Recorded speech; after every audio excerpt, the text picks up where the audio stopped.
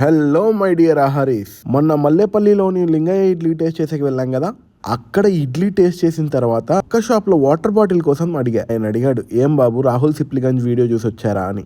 అవును అంకుల్, అప్పుడే ఇది ఫేమస్ అయిందా అని అడిగా. లేదు బాబు, 30 ఏళ్ల ముందు నుంచే ఇది ఫేమస్ అని చెప్పాడు. ఇప్పుడు వస్తుంటాడా రాహుల్ సిప్లిగంజ్ ఇక్కడికి అని అడిగా.